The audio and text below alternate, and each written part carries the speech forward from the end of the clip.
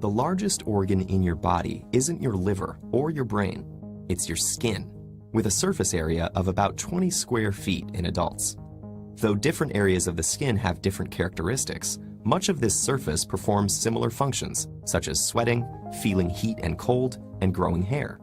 But after a deep cut or wound, the newly healed skin will look different from the surrounding area and may not fully regain all its abilities for a while, or at all. To understand why this happens, we need to look at the structure of the human skin. The top layer, called the epidermis, consists mostly of hardened cells, called keratinocytes, and provides protection. Since its outer layer is constantly being shed and renewed, it's pretty easy to repair.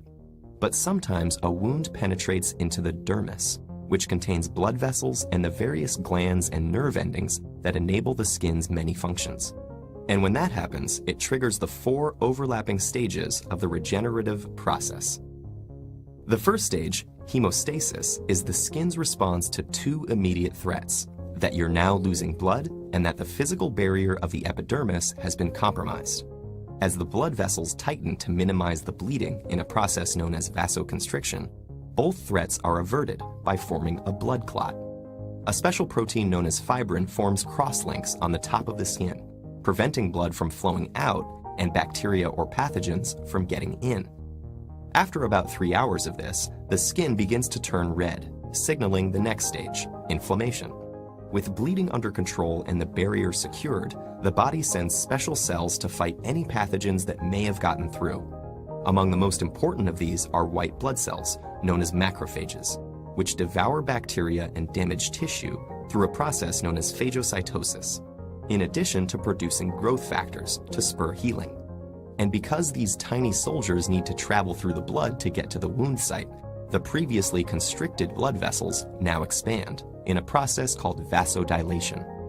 About 2 to 3 days after the wound, the proliferative stage occurs, when fibroblast cells begin to enter the wound.